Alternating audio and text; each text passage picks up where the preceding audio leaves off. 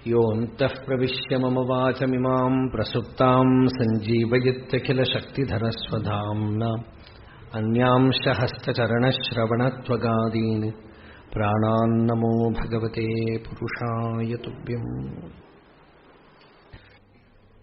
ഭഗവത്ഗീതയില് ഭഗവാൻ ധാരാളം ഉപയോഗിക്കുന്ന വാക്കാണ് യോഗം. ഒരു വിധത്തില് ഗീതയുടെ സന്ദേശം തന്നെ തസ്മാദ് യോഗീ ഭവാർജുന, തസ്മാദ് സർവേഷു കാലേഷു യോഗയുക്തോ ഭവാർജുന.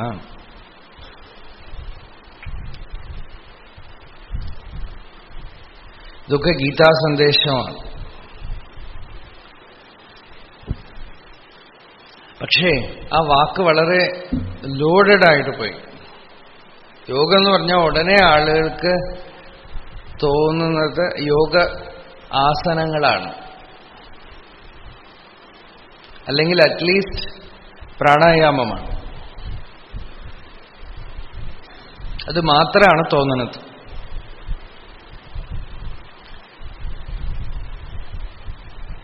പതഞ്ജലി യോഗസൂത്രം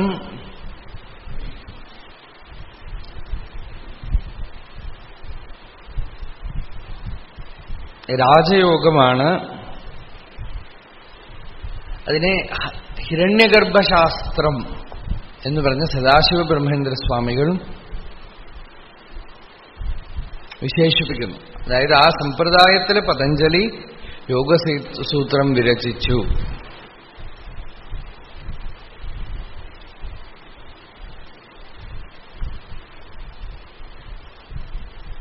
രണ്ടു വിധത്തില് യോഗത്തിനെ നോക്കാം. ഒന്ന് ദൃശ്യത്തിൽ നിന്ന്, രണ്ട് ദൃക്കിൽ നിന്ന്.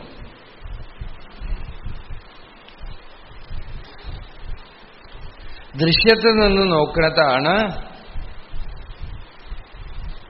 ഹിരണ്യഗർഭശാസ്ത്രം എന്ന് പറഞ്ഞു. ചിത്തവൃത്തി നിരോധ.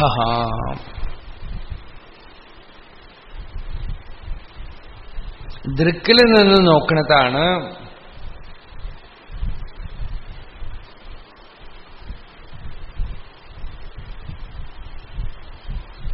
ശൈവസമ്പ്രദായം അഥവാ സനത്കുമാര വിദ്യ. ഇതൊക്കെ ഇതിന്റെ ആമുഖത്തിൽ പറയുന്നത്.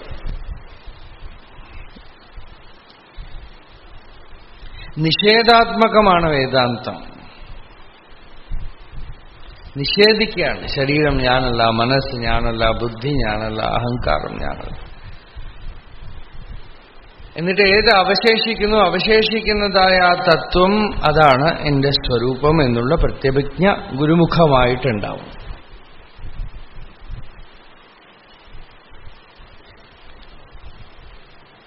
യോഗികള് ചെയ്യുന്നത് എല്ലാത്തിനെയും ഗ്രഹിച്ചുകൊണ്ടിരിക്കുന്ന ഈ ചിത്തത്തിനെ നിരുദ്ധമാക്കാണ്. നിരുദ്ധമാക്കുക എന്ന് വെച്ചാൽ ചിത്തത്തിന്റെ വൃത്തികളെ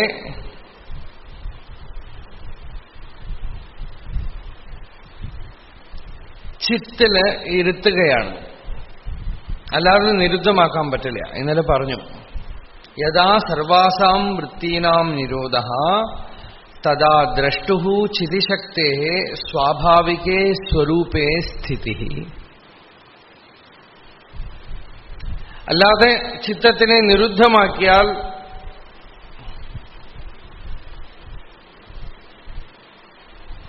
ഉറക്കമും അതുപോലെയാണല്ലോ. ചിലർ വിചാരിക്കണം ഒന്നും അറിഞ്ഞിട്ടില്ലെങ്കിൽ യോഗം. ഒന്നും അറിഞ്ഞില്ല കേട്ടോ, കുറച്ചു നേരത്തേക്ക് എനിക്ക് യാതൊന്നും അറിഞ്ഞില്ല. സമാധി എന്ന് വെച്ചാൽ തന്നെ പലരുടെയും ധാരണ ബോധം കെട്ട് കിടക്കുക.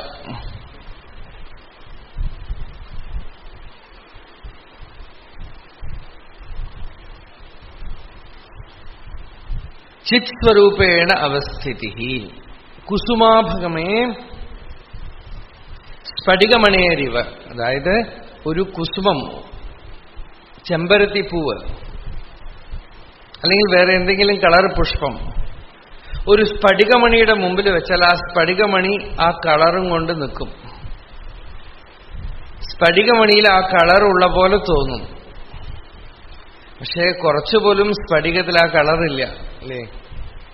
ആ പുഷ്പം എടുത്താൽ സ്ഫടികം അതേപോലെ അല്പം പോലും ചുവപ്പോ നീലയോ കളറില്ലാതിരിക്കണം.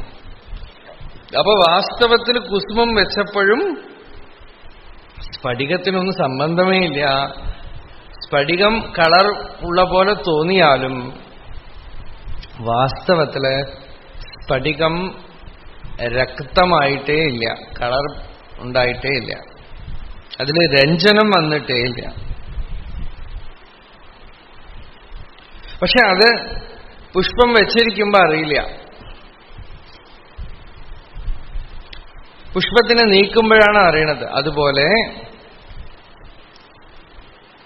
ചിത്തവൃത്തി നിരോധം വരുമ്പോഴാണ് ദ്രഷ്ടാവിന്റെ സ്വരൂപത്തിനെ കുറിച്ചുള്ള അറിവ്. നമ്മുടെ ആത്മസാക്ഷാത്കാരമെന്നോ ആത്മജ്ഞാനമെന്നോ പറയുന്നു. പതഞ്ജലി വിവേകഖ്യാതി എന്ന് പറയുന്നു.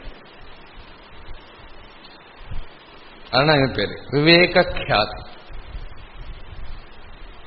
ആ വിവേകഖ്യാതി, ഖ്യാതി എന്ന് വെച്ചാൽ തന്നെ ജ്ഞാനം എന്നാണ് അർത്ഥം. ആ വിവേകഖ്യാതി ഉണ്ടാവണു തന്റെ സ്വരൂപത്തിനെ കുറിച്ച്. സ്ഫടികത്തിന്ന് പുഷ്പം മാറ്റിക്കഴിഞ്ഞിട്ട് പിന്നെയും സ്ഫടികത്തില് പുഷ്പം വെച്ചാലും സ്ഫടികത്തിന് കളറില്ല എന്നറിയും. അതുപോലെ ആ കേവല ചിന്മാത്രമായ സ്ഥിതി പഴകിക്കഴിഞ്ഞാൽ പിന്നീട് ചിത്തത്തിലേക്ക് വരുമ്പോഴും ഇയാളുടെ ഉള്ളിൽ ജ്ഞാനമുണ്ട്. തന്റെ ചിത്ത് ഒരു കാരണവശാലും ഇതുകൊണ്ടൊന്നും ബാധിക്കപ്പെട്ടിട്ടില്ല. ആ ബാധിക്കപ്പെട്ട പോലെ തോന്നുന്നു, അത്രയേ ഉള്ളൂ. ആ ഒരു ജ്ഞാനമാണ് വിവേകഖ്യാതി. ഇതിന് വേദാന്തികൾ പറയണത് അതിന് നിങ്ങളിപ്പോ ഈ ചിത്തവൃത്തി നിരോധമൊന്നും ചെയ്യേണ്ട ആവശ്യമില്ല. നല്ലവണ്ണം വിചാരം ചെയ്താൽ മതി, മനനം ചെയ്താൽ മതി.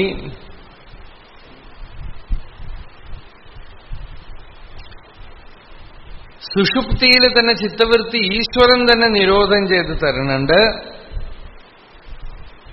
അവിടെ ദ്രഷ്ടാവ് തന്റെ സ്വരൂപത്തിൽ ഇരിക്കുന്നുണ്ട്. ആ സ്വരൂപസ്ഥിതി നിങ്ങളെ ഓർത്തോർത്തോർത്ത് മനനം ചെയ്താൽ ആ സ്വരൂപസ്ഥിതി എന്താണ് എന്നുള്ളത് ചിത്തത്തിലേക്ക് ഇറങ്ങി വരും. അപ്പൊ തന്നെ നിങ്ങൾക്കറിയാം ചിത്ത് എങ്ങനെ ചിത്തവുമായിട്ട് ഉപാധിയുമായിട്ട് സമ്പർക്കമില്ലാതിരിക്കണു എന്ന് അറിഞ്ഞ് പതുക്കെ പതുക്കെ ജാഗ്രതത്തില് സ്വാഭാവികമായ ചിത് സ്വരൂപ അവസ്ഥിതി ഉണ്ടാവും എന്നുള്ളതാണ് ഒരു വാദം. പക്ഷെ ഇതൊക്കെ സംസ്കാര വിശേഷത്തിനനുസരിച്ചിട്ടുള്ള വ്യത്യാസമാണ്. ചിലർക്ക് അങ്ങനെ മതി, അവർക്ക് അത്രയൊന്നും പ്രതിബന്ധമില്ല. വിദ്യാരണ്യസ്വാമികൾ പറഞ്ഞു, ചിലർക്ക് വളരെ കുറച്ച് പ്രതിബന്ധം ഉണ്ടാവുള്ളൂ, അവർക്ക് ജ്ഞാനവിചാരം മതി, നേരിട്ട് അങ്ങോട്ട് വിചാരം ചെയ്യാൻ പറ്റും. അല്ലാത്തവർക്ക് യോഗം അഭ്യസിക്കേണ്ടി വരും. ജാഗ്രതത്തില് ബോധപൂർവം ചിത്തവൃത്തിയെ നിരോധം ചെയ്ത് സമാഹിതനായിട്ട് കോൺഷ്യസ് ആയിട്ട് അച്ഛിത്തില് ഇരുത്തണം. യദ്യപി നിർവികാരാ ചിതിശക്തി സദാ സ്വരൂപേ ഏവ അവതിഷ്ഠത്തെ തഥാപി നിരോധാത് അന്യത്ര വൃത്തിഷു ഉത്പദ്യമാനാസു തത്ര ചിതിച്ഛായായാം പ്രതിബിംബിതായാം തദവിവേകാത് തത്താദാത്മ്യാപന്നാ ഇവ ചിതിശക്തി ഭവതി ജപാരക്ത ഇവ സ്ഫടികഃ. ഈ ചിതിശക്തി, ഉള്ളിലുള്ള ചിത്ശക്തി ഒരിക്കലും പ്രകൃതിയായിട്ടോ ഉപാധിയായിട്ടോ ഒന്നും സംബന്ധപ്പെട്ടിട്ടില്ല, സർവസ്വതന്ത്രമാണ്. പക്ഷെ ജപാരക്ത ഇവ സ്ഫടികഃ, സ്ഫടികം ചെമ്പരത്തിപ്പൂവിന്റെ കളർ പിടിച്ച പോലെ ഏതേത് വികാരങ്ങൾ ഇമോഷൻസ് ഉപാധിയിലൊക്കെ വരണോ അതാതുമായിട്ട് ഒട്ടിപ്പിടിച്ചുകൊണ്ട് ഇതൊക്കെ എന്റെ വികാരമാണ് എന്നൊരു തോന്നലുണ്ടായിക്കൊണ്ടിരിക്കും. ആ തോന്നലുണ്ടെങ്കിലും വാസ്തവത്തിൽ തത്വം അറിഞ്ഞാൽ ന സ്വരൂപാത് പ്രച്യുതി, ഇയാൾക്ക് ഒരു കാലത്തും സ്വരൂപത്തിൽ നിന്നും ച്യുതിയില്ല. പക്ഷെ ച്യുതി ഉള്ള പോലെ തോന്നുന്നുണ്ടല്ലോ, അതിനെയാണ് ചിത്തം എന്ന് പറയുന്നത്. തോന്നുന്നുണ്ടല്ലോ അല്ലെ, സ്വപ്നത്തിലാണെങ്കിലും അത് വെറും തോന്നലല്ലേ എന്ന് പറഞ്ഞാൽ, തോന്നലാണെങ്കിലും ആ സമയത്ത് വിഷമമുണ്ടല്ലോ. ഈ തോന്നലാണ് കുഴപ്പം.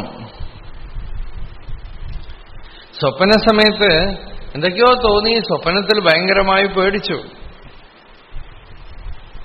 അതുകൊണ്ട് രാത്രി ചിലപ്പോൾ ഉറങ്ങുമ്പോഴൊക്കെ ഓരോ ശ്ലോകവും ഒക്കെ ചൊല്ലിയിട്ട് പേടി സ്വപ്നം കാണരുത് എന്നൊക്കെ പറഞ്ഞിട്ട് അല്ലേ, സ്വപ്നാണെന്നറിയാം. എന്നാലോ വേദമന്ത്രം വേദഋഷി തന്നെ പറയണു, ദുസ്വപ്നിയകും, ആ ദുസ്വപ്നിയകും, ദുസ്വപ്നം വരാതിരിക്കട്ടെ.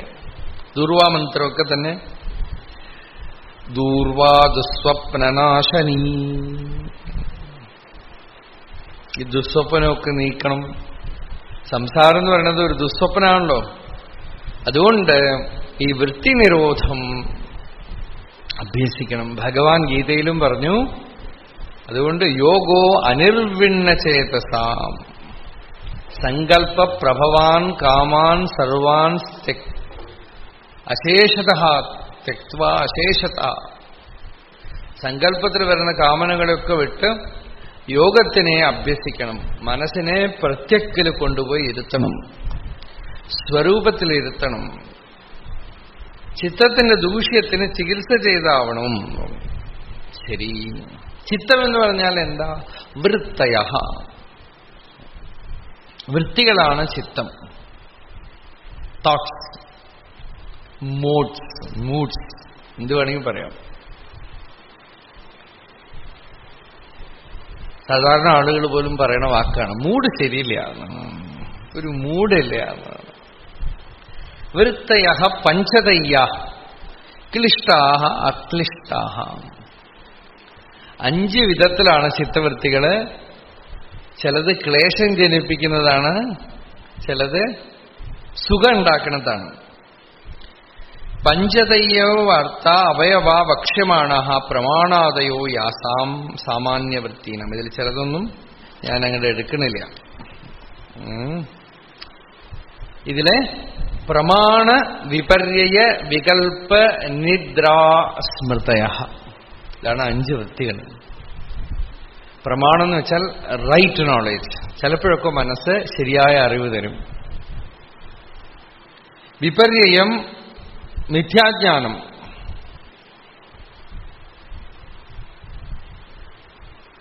വികൽപ്പം ഇമാജിനേഷൻ.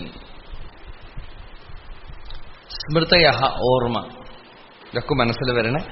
ഭഗവാൻ രമണ ഭഗവാന്റെ അടുത്ത് ചോദിച്ചു, എന്താണ് ആ സ്വരൂപത്തിലിരിക്കുന്നതിനുള്ള തടസ്സം? ഭഗവാൻ പറഞ്ഞു, ഹാബിറ്റ്സ് ഓഫ് ദ മൈൻഡ്. ഇതൊക്കെ ഹാബിറ്റ്സ് ഓഫ് ദ മൈൻഡാണ്. പലതരത്തിലുള്ള വൃത്തികൾ.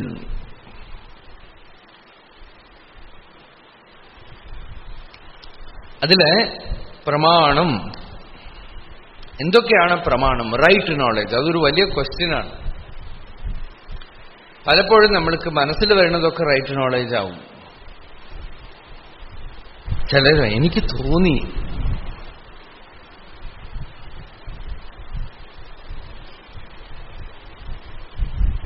മനസ്സിൽ തോന്നി. ഒരുപാട് ആളുകള് ഈ തോന്നലും കൊണ്ട് നടക്കുന്ന ആളുകളുണ്ട്. 2 ദിവസം മുമ്പ് ഞാൻ പറഞ്ഞല്ലോ, ഒരു തന്ത്രഗ്രന്ഥമൊക്കെ എടുത്തുകൊണ്ട് വന്ന് എനിക്ക് ഉള്ളിൽ നിങ്ങൾക്ക് തരണം എന്ന് ദേവി വന്ന് പറഞ്ഞു എന്ന്. അങ്ങനെയാ വന്നത്. അപ്പൊ ഞാൻ പറഞ്ഞു, ദേവി എൻ്റെ അടുത്ത് വന്ന് പറയട്ടെ, ഞാൻ വാങ്ങിച്ചോളാം. ഭഗവാൻ കാണിച്ചെന്നൊരു വഴിയാണ്. ദേവി എൻ്റെ അടുത്ത് വന്ന് പറയുമ്പോൾ ഞാൻ വാങ്ങിച്ചോളാം. തോന്നുന്നതൊക്കെ അവർക്ക് പ്രമാണമാണ്. നിങ്ങളുടെ അടുത്ത് ഈ പുസ്തകം തരണമെന്ന് പറഞ്ഞു. അത് വെറുതെ ഒന്നുമല്ല, അതിനിപ്പോ 1500 രൂപ വിലയുണ്ട്. ദേവി എൻ്റെ അടുത്ത് വന്ന് പറയുമ്പോ ഞാൻ വാങ്ങിച്ചോളാം. ഇതവർക്ക് പ്രമാണമാണ്, റൈറ്റ് നോളേജ്. അഥവാ ചിലപ്പോൾ വേണമെന്ന് പറഞ്ഞ് പറ്റിക്കലുമായിരിക്കും.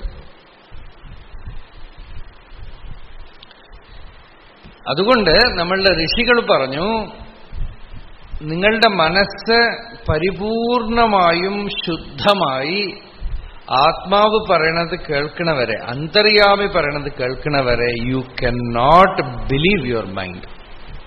അതുകൊണ്ടാണ് ഭാഗവതം പറഞ്ഞത് മനസ്സിനോട് കൂട്ടുകൂടരുത്, സാധുക്കളോട് കൂട്ടുകൂടണം എന്ന് പറഞ്ഞു. സാധുക്കൾ പ്രമാണാണ്. സാധുക്കൾ ഏത് വിധത്തിൽ പ്രമാണം? അവര് പറയണതും ശാസ്ത്രം പറയണതും രണ്ടല്ല എന്നുള്ളത് കൊണ്ട് പ്രമാണം. ശാസ്ത്രം പരമപ്രമാണം. അതാണ് ഭഗവാൻ ഗീതയിൽ തസ്മാത് ശാസ്ത്രം പ്രമാണം തേ കാര്യാകാര്യ വ്യവസ്ഥിതവും. മനസ്സില്ലാത്തവരുടെ വാക്കാണ് ശാസ്ത്രം. ശരിക്കും മനസ്സില്ലാത്തവരുടെ വാക്കിനെയാണ് നമ്മൾ ശാസ്ത്രം എന്ന് പറയുന്നത്. ഈശ്വരവചനത്തിനെ ശാസ്ത്രം എന്ന് പറയുന്നു. ഈശ്വരൻ ഋഷികളിലൂടെ കൊടുത്തതിനെയാണ് നമ്മൾ ശാസ്ത്രം എന്ന് പറയുന്നത്.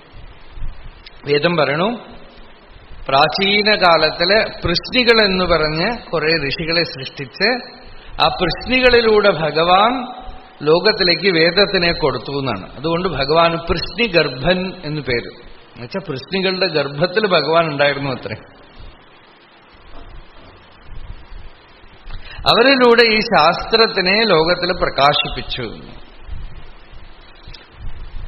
എന്താന്ന് വെച്ചാൽ നമുക്ക് മനസ്സ് ജനറേറ്റ് ആയിക്കഴിഞ്ഞാൽ every knowledge will get interrupted, രണ്ടും ആവും. അതുകൊണ്ട് തന്നെ ഒരു പ്രമാണമെന്ന് പറഞ്ഞ് ഒരു ശാസ്ത്രത്തിനെ കരുതി വെച്ചു. ഉപനിഷത്ത് ഋഷികൾ പ്രമാണമെന്ന് പറഞ്ഞ് ഉപനിഷത്തിനെ പരമപ്രമാണം എന്ന് പറഞ്ഞു. നോക്കൂ, നമ്മൾ പറയണത് കേട്ടിട്ട് എല്ലാ മതക്കാരും അത് പറയുന്നുണ്ട്. റിവീൽഡ് ടെക്സ്റ്റ്, വെളിപാടായത് എന്നാണ്. അതുകൊണ്ട് അത് നിങ്ങൾ അതിലെന്തൊക്കെ പറഞ്ഞിട്ടുണ്ടോ അതൊക്കെ നമ്മളുടെ ഇതിലും അങ്ങനെ ഒരു കുഴപ്പമുണ്ട്. എന്താ കുഴപ്പമെന്ന് വെച്ചാൽ എല്ലാം പ്രമാണം, വേദം പറഞ്ഞതാണ് പ്രമാണം. അപ്പോ ശങ്കരാചാര്യ തന്നെ പറയുന്നുണ്ട്, വേദം അഗ്നി തണുപ്പാണെന്ന് പറഞ്ഞാൽ വേദം പ്രമാണമൊന്നും ആവില്ല. അഗ്നി തണുപ്പാണ് എന്ന് വേദം പറഞ്ഞാൽ ആരും സ്വീകരിക്കില്ലല്ലോ. അപ്പൊ വേദം, നിങ്ങളുടെ വിശ്വാസം, ഭക്തി, അതൊക്കെ ശരി, അത് എല്ലാ മതങ്ങൾക്കും ഉണ്ട്. ഞങ്ങളുടെ ശാസ്ത്രം, ഞങ്ങളുടെ പുസ്തകമാണ് പ്രമാണം. എന്താന്ന് വെച്ചാൽ അതിനും അവരിപ്പോ വേദം എന്നാണ് പറയണത്. കുറെ കഴിഞ്ഞാൽ അവർ പറയും ഞങ്ങളാണ് ആദ്യം വേദം എന്ന് പറഞ്ഞ് പിന്നെ നിങ്ങൾ പറയാൻ തുടങ്ങിയെന്ന് പറയും. അങ്ങനെയാണ് ഇപ്പോ വന്നുകൊണ്ടിരിക്കുന്നത്. അപ്പോ റിവീൽഡ് ടെക്സ്റ്റ് എന്നുള്ള അർത്ഥത്തിലാണ് വേദം എന്നൊക്കെ പറയണത്. വേദം വൈദികൻ എന്നൊക്കെയാണല്ലോ എപ്പോഴും പറയണത്. അപ്പോ ആ പ്രമാണമായിട്ടുള്ള ആ ഗ്രന്ഥം എന്നുള്ള പേരിലാണ് അതിനെ പറയണത്.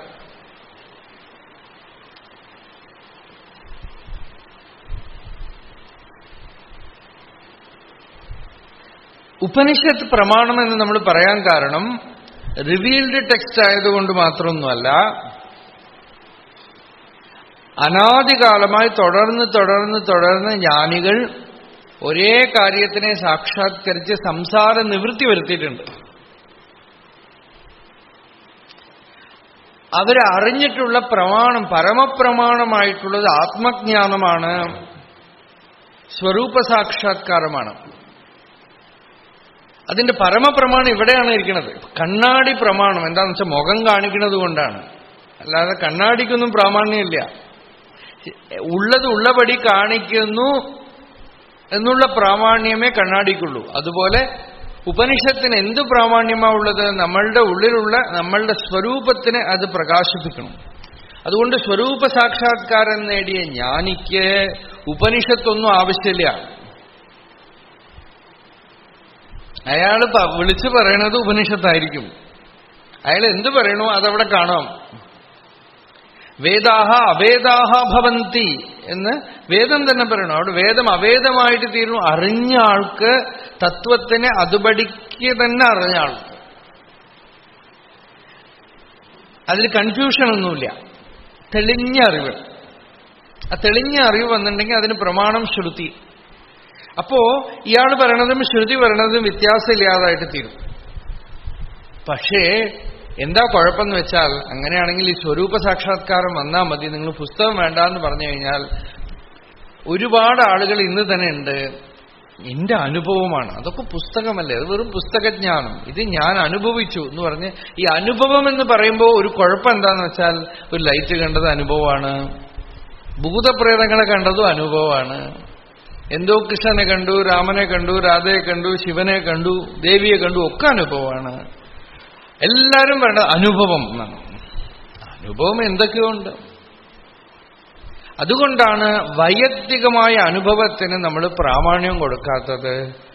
ഉപനിഷത്ത് ശാസ്ത്രമാണ് പ്രമാണം. നിങ്ങളുടെ അനുഭവം ശാസ്ത്രപ്രാമാണ്യത്തിന് അനുസരിച്ചാണെങ്കിൽ നിങ്ങളും പ്രാമാണികനാണ്. ശ്രോത്രിയഃ വ്രജിനഃ കാമഹതഃ യോ ബ്രഹ്മവിത്തമഃ. ശ്രോത്രിയനുമാണ്, ബ്രഹ്മവിത്തമനുമാണ്, ബ്രഹ്മനിഷ്ഠനുമാണ്. അപ്പൊ ശ്രോത്രിയൻ എന്ന് പറഞ്ഞാൽ ശ്രുതി പ്രമാണമായിട്ടുള്ള ആള്, ശ്രുതി പരമപ്രമാണമാണ്. അങ്ങനെ പ്രമാണത്തിനെ വേദമെന്ന് പറഞ്ഞു. പതഞ്ജലി 3 പ്രമാണത്തിനെടുത്തു. പ്രത്യക്ഷ, അനുമാന, ആഗമാഹ പ്രമാണാനി. 3 പ്രമാണമാണ്. അർത്ഥാപത്തി, അനുപലബ്ധി, ഇങ്ങനത്തെ വേറെ പ്രമാണങ്ങളും ഉണ്ട്. ത്രീണിയേവ പ്രമാണാനി. പ്രത്യക്ഷ, അനുമാന, ആഗമാഹ പ്രമാണാനി. പ്രത്യക്ഷമായിട്ട് കാണുന്നത്, അനുമാനം കൊണ്ട് അറിയണത്, ആഗമം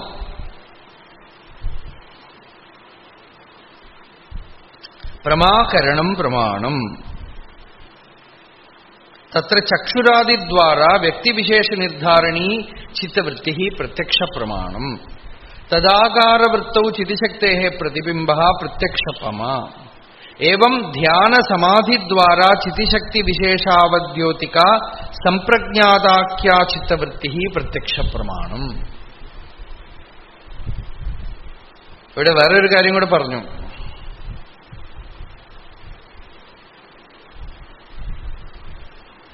സംപ്രജ്ഞാത സമാധിയും പ്രത്യക്ഷ പ്രമാണമാണ്. ഉള്ളിലെ ആന്തരികമായിട്ട് കാണുന്നതാണ്.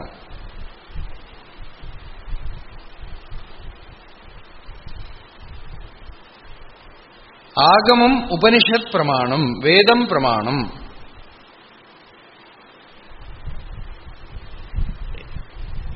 പ്രമാണം കഴിഞ്ഞാൽ വിപര്യം. വിപര്യം എന്ന് പറഞ്ഞാൽ മിഥ്യാജ്ഞാനം. അതദ്രൂപപ്രതിഷ്ഠം, വാസ്തവമായിട്ടുള്ള അറിവല്ല. മിഥ്യാജ്ഞാനം അതദ്രൂപപ്രതിഷ്ഠം എന്നുവെച്ചാൽ അത് വാസ്തവത്തില് കയറിൽ പാമ്പ് കാണുന്ന പോലെ. മനസ്സിന് ഈ ശക്തിയുണ്ട്. It can give you right knowledge, it can give you wrong knowledge, misunderstanding. ഇതൊക്കെ ഈ വൃത്തിയോടൊക്കെ ഇപ്പൊ എന്തിനാ പറയുന്നത്? ഇതൊക്കെ നിരോധം ചെയ്യണം എന്നാണ് ഇപ്പൊ പറയാൻ പോണത്. Not that you have to segregate it. ഇതൊക്കെ നിരോധം ചെയ്യാനുള്ളതാണ്. ഇത് റോങ് നോളേജ്. അത് കഴിഞ്ഞാലോ വികല്പം. ശബ്ദജ്ഞാനാനുപാതി വസ്തുശൂന്യോ വികല്പ. വികല്പത്തിന് അർത്ഥം പറയണത്, പതഞ്ജലി പറയണത്, ഒരു ശബ്ദമുണ്ട്, അതിനനുസരിച്ച് വസ്തുവൊന്നുമില്ല. അങ്ങനെ ഒരുപാട് കാര്യങ്ങളുണ്ട് നമുക്ക് ലോകത്തില്. എന്തെങ്കിലുമൊക്കെ വാക്കുകൾ പറയാം, അതൊന്നും ഉള്ളിലൊന്നും തോന്നില്ല. ശബ്ദജ്ഞാനാനുപാതി വസ്തുശൂന്യോ വികല്പ. അത് നമുക്ക് വഴിയെ കാണാം. ഇതൊക്കെ ജസ്റ്റ് ഡെഫിനിഷനാണ്. നിർവികല്പം എന്ന് പറഞ്ഞാൽ അപ്പൊ എന്താ? You are sure about it. അതാണ് നിർവികല്പം. അതിന് ഒരു പ്രമാണമില്ലാതെ അബ്സല്യൂട്ട് കൺവിക്ഷനാണ് നിർവികല്പം എന്ന് പറയുന്നത്. നിർവികല്പ സമാധി എന്ന് പറഞ്ഞാൽ സ്വയം താനേ തന്റെ അനുഭവം കൊണ്ടുവരുന്ന ആത്മാനുഭവത്തിനെയാണ് നിർവികല്പ സമാധി എന്ന് പറയുന്നത്. നിർവികല്പമായിട്ട് നമുക്ക് ഒറ്റ വസ്തുവേ ഉള്ളൂ, ഞാനുണ്ട് എന്നുള്ള അനുഭവം. ബാക്കിയൊക്കെ വികല്പാണ്. എന്തുകൊണ്ടാണ് ആത്മജ്ഞാനത്തിന് നിർവികല്പം എന്ന് പറയുന്നത് എന്ന് വെച്ചാൽ അത് താനേ തന്റെ മഹിമയിൽ പ്രതിഷ്ഠിതമാണ്. അതിന് അതിന്റെ ഉണ്മയെ പ്രകാശിപ്പിക്കാൻ വേറെ ഒന്നിന്റെയും സഹായം വേണ്ട. അതുകൊണ്ടാണ് അതിന് നിർവികല്പം എന്ന് പറയുന്നത്. നല്ലവണ്ണം ഓർത്തോളണം. ഭഗവാൻ രമണ ഭഗവാന്റെ അടുത്ത് ഒരിക്കൽ കോഹൻ ഭഗവാന്റെ പാർഷദന്മാരിൽ ഭക്തന്മാരിൽ ഒരു ആള് രാമകൃഷ്ണ പരമഹംസരുടെ ജീവചരിത്രം വായിച്ചു. അത് ആരെഴുതിയതാ വായിച്ചതെന്ന് വെച്ചാൽ റോമാറോള എഴുതിയത്. ഒരു നോബൽ ലോറേറ്റ് റൈറ്ററാണ്. അപ്പൊ ഈ എഴുതുന്ന ആളുകള് അവരുടെ ഭാവനയ്ക്കനുസരിച്ചൊക്കെ എഴുതും. എഴുത്തു തൊഴിലാളികൾ എന്ന് പറഞ്ഞ് കുറെ ആളുകളുണ്ട് ലോകത്തിൽ. അപ്പൊ ഇദ്ദേഹം നോബൽ പ്രൈസൊക്കെ വാങ്ങിയ ആളാണ്. പക്ഷേ രാമകൃഷ്ണ പരമഹംസരുടെ ജീവചരിത്രം അദ്ദേഹം പലതും എഴുതിയത് കൂട്ടില്ല ഇതും എഴുതി. അപ്പൊ രാമകൃഷ്ണദേവന്റെ നിർവികൽപ്പ സമാധിയെക്കുറിച്ച് അദ്ദേഹം ഒരു ഫിക്ഷൻ നോവൽ കണക്ക് കുറെ കാര്യങ്ങൾ എഴുതി. എന്നുവെച്ചാൽ രാമകൃഷ്ണദേവൻ കാളിയെ സാക്ഷാത്കരിച്ചു, കൃഷ്ണനെ കണ്ടു, രാമനെ കണ്ടു ഒക്കെ കഴിഞ്ഞിട്ട് നിർവികൽപ്പ സമാധിയിലേക്ക് വരുമ്പോൾ രാമകൃഷ്ണദേവൻ പേടിച്ചു പറച്ചു. തന്റെ വ്യക്തിത്വം പോയി പോകും. അദ്ദേഹത്തിന് അറിയാം നിർവികൽപ്പ സമാധി തന്റെ അടുത്ത് വന്നിരിക്കണു. എന്തായാലും അത് തന്നെ പിടികൂടാൻ പോകുന്നു. ഇറ്റ് വാസ് പ്രൗളിങ് അറൌണ്ട് ഹിം എന്നൊക്കെ പറഞ്ഞൊരു പുലിയോ വല്ലതൊക്കെ ഇറങ്ങിയ പോലെ എഴുതിയിട്ട് കോഹൻ ഇത് വായിച്ചിട്ട് കോഹന് വല്ലാത്ത വിഷമം. കാരണം അവര് രാവും പകലും നിർവികൽപ്പ ജ്ഞാനത്തിലിരിക്കുന്ന ഒരു മഹാപുരുഷനെ കണ്ടുകൊണ്ടിരിക്കുന്നുണ്ട്. ഇത് നിർവികൽപ്പം എന്ന് പറഞ്ഞാൽ എന്തോ ഭൂതമോ പേയോ പ്രേതോ ആണെന്നുള്ള മറ്റൊരു പുസ്തകത്തിൽ എഴുതിയിട്ട് അദ്ദേഹം ആ പുസ്തകം എടുത്തുകൊണ്ടുപോയി ഭഗവാൻ എടുത്തുകൊണ്ടുപോയി കാണിച്ചിട്ട് പറഞ്ഞു, ഭഗവാൻ എന്താ ഇങ്ങനെയൊക്കെ എഴുതി? അത് വായിച്ചു കഴിഞ്ഞാൽ അധ്യാത്മസാധന ചെയ്യാൻ തന്നെ പേടി തോന്നും. അദ്വൈതജ്ഞാനത്തിനെ പലരും വൈഷ്ണവരൊക്കെ പലരും ഇങ്ങനെയാണ് ധരിച്ചിരിക്കുന്നത്. എനിക്ക് പഞ്ചസാര ആവണ്ട, എനിക്ക് ഉറുമ്പായിട്ടിരുന്നാൽ മതി.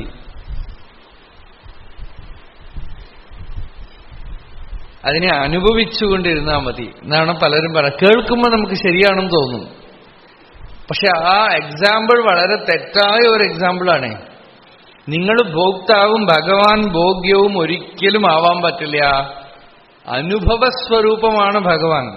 അല്ലാതെ ഭഗവാനെ ഒരു മാറ്ററാക്കി മാറ്റാൻ നിങ്ങൾക്ക് സാധ്യമേ അല്ല. അത് വലിയ ഭക്തിയാണെന്ന് വിചാരിച്ചിട്ടാണ് പല ദ്വൈതികളും അത് വിളിച്ചു പറയണത്.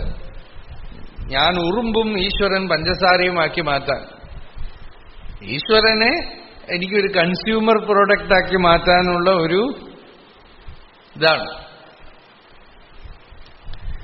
സ്വയം അനുഭവ കേവല അനുഭവാനന്ദസ്വരൂപ പരമേശ്വര. അനുഭവമേ ആത്മാവിന്റെ സ്വരൂപമാണ്. എല്ലാത്തിനെയും അറിയുക എന്നുള്ള അനുഭവം. കോഹൻ ഇതുകൊണ്ട് കാണിക്കുമ്പോൾ ഭഗവാൻ വായിച്ചിട്ട് പറഞ്ഞു, ഇതൊക്കെയാണ് ഈ എഴുതി കഴിഞ്ഞാൽ ഉള്ള കുഴപ്പം. സ്വയം സത്യം അറിയാതെ എന്തെങ്കിലുമൊക്കെ വിളിച്ച് എഴുതി കഴിഞ്ഞാൽ ഉള്ള കുഴപ്പം ഇതാണ്. ആത്മാവ് എന്താ ഈ നിർവികൽപ്പം എന്ന് പറഞ്ഞ അത് ആത്മാവിന്റെ സ്വരൂപമാണ്. അത് ചിത്ശക്തിയാണ്. ഞാൻ തന്നെ പല ഗ്രന്ഥങ്ങൾ എടുക്കാതിരിക്കാൻ കാരണം അതാണ്. കൺഫ്യൂഷൻ വന്നുപോകും. ഇന്നലെ ഇപ്പൊ ഭാഗവതത്തിലെ സാഖ്യം എന്താ പറയാത്തത് നമ്മുടെ വെങ്കടാചലം അമ്മ ചോദിക്കായിരുന്നു. എന്താന്ന് വെച്ചാൽ അത് അനുലോമം, ഇത് ഇതിലേക്ക് ലയിച്ചു, ഇത് ഇതിലേക്ക് ലയിച്ചു, ഇതിലേക്ക്. എന്തിനാ നിങ്ങൾ വെറുതെ ചുറ്റി വളച്ച് കൊണ്ടുപോകണത്? എനിക്ക് വാസ്തവത്തിൽ ഒന്നും പറയാൻ ഇഷ്ടമല്ല. ഈ ആത്മവിചാരം മാത്രം മതി. ബാക്കി നിങ്ങൾക്ക് അത് വെറുതെ ഹോട്ടലിൽ പല സപ്ലൈ ചെയ്യണ പോലെ വേണമെങ്കിൽ ചെയ്യാം. അതിൽ ആഗ്രഹമുള്ളവർക്ക് ആ ശാസ്ത്രമൊക്കെ എടുത്ത് നോക്കാം. അതൊക്കെ പിന്നെ എന്തിനാ എഴുതി വെച്ചിരിക്കണമെന്ന് ചോദിച്ചാൽ അത് എനിക്ക് ഉത്തരമില്ല. അതായത് ശാസ്ത്രങ്ങളുണ്ട്, ആ ശാസ്ത്രങ്ങൾക്കുള്ള എക്സ്പ്ലനേഷനാണ്. ഭഗവാൻ ഇനിയിപ്പോൾ അടുത്തത് ക്രിയായോഗം പറയാൻ പോണു ഭാഗവതത്തിൽ. ഇന്ന പൂജകൾ ഇന്ന രീതിയിൽ അതൊക്കെ നമ്മൾ ശാസ്ത്രം നോക്കി അറിഞ്ഞുകൊള്ളണം, അതിലേക്ക് നോക്കി കണ്ടുകൊള്ളണം. നേരിട്ട് നമുക്ക് വളരെ സിമ്പിളാണ് ഈ സത്യം എന്ന് പറയുന്നത്. അത് it is simple like your own existence എന്ന് വിവേകാനന്ദ സ്വാമി പറഞ്ഞു. അതുകൊണ്ടാണ് ഭഗവാൻ അതിസുലഭം ആത്മവിദ്യ എന്ന് പറഞ്ഞത്. ഈ ചിതിശക്തി എന്ന് സദാശിവ ബ്രഹ്മേന്ദ്ര സ്വാമികൾ ഉപയോഗിക്കുന്ന വാക്ക് യോഗസൂത്ര വൃത്തിക്കാർ പലരും ഉപയോഗിച്ചിട്ടേ ഇല്ല. ഭോജവൃത്തിയിലോ മറ്റു പല വൃത്തികളും ഉപയോഗിച്ചേ ഇല്ല ഈ വാക്ക്. കാരണം വേദാന്ത മാർഗത്തിൽ വരാത്തതിന്റെ കുഴപ്പമാണ്. യോഗത്തിന് യോഗം മാത്രമായിട്ട് വാട്ടർ ടൈറ്റ് കമ്പാർട്ട്മെന്റിൽ കണ്ട് ഈ ചിത്ശക്തി ചിത്ത് തന്നെയാണ് ചിത്ശക്തി ആവണതും ചിത്തമാവണതും. ഇപ്പൊ നമ്മൾക്ക് ചിത്തമായിട്ടിരിക്കണു, ചിത്തം തന്നെയാണ് ചിത്തശക്തി ആവുക, ചിത്തശക്തി തന്നെ ചിത്താവും. ഈ ചിത്തത്തിനെ ചിത്തശക്തിയായും ചിത്തമായും പരിണമിപ്പിച്ചു കൊണ്ടുപോകുന്നതാണ് യോഗിയുടെ പ്രത്യക്ഷ പ്രവാഹം, സോഴ്സിലേക്കുള്ള യാത്ര, തന്റെ ഹൃദയകേന്ദ്രത്തിലേക്കുള്ള യാത്ര. അപ്പൊ ആ ചിത്തശക്തിയെ ശ്രദ്ധിക്കുമ്പോ നിർവികൽപ്പജ്ഞാനം എന്ന് പറഞ്ഞാൽ ഒരു വികല്പം, അതിന്റെ മേലെ ഒരു കൽപ്പനകളുമില്ല.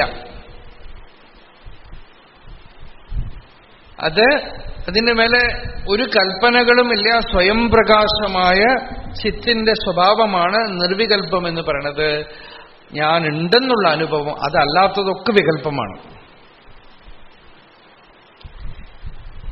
ഇപ്പൊ ശരിക്കും പറഞ്ഞാൽ ഈ പറയണ ഇപ്പൊ നമ്മള് ചിത്തവൃത്തികൾ പറഞ്ഞല്ലോ, പഞ്ചതയ്യാഹ, എല്ലാം വികല്പാണ്. അതിലിനിപ്പോ നിദ്ര എന്താ? അഭാവപ്രത്യയാലംബനാവൃത്തി നിദ്ര. ഒന്നും തോന്നാതെ ഇരിക്കുക എന്നുള്ളതാണ് നിദ്ര. അതിപ്പോ ജാഗ്രതയിലുണ്ട് അല്ലേ? ഇഗ്നറൻസിനെയാണ് നിദ്ര എന്ന് പറയണത്. സുഷുപ്തിയില് സുഖമായിരുന്നു, എഴുന്നേറ്റിട്ട് നമ്മൾ പറയണു സുഖമായിരുന്നു, ഒന്നും അറിഞ്ഞില്ല.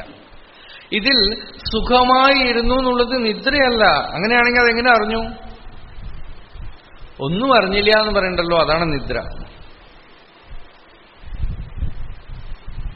ആ ഒന്നും അറിഞ്ഞില്ല എന്നുള്ളത് കൊണ്ടൊന്നുമല്ല സുഖം വന്നത്. സുഖം ആത്മാവിന്റെ സ്വരൂപമാണ്.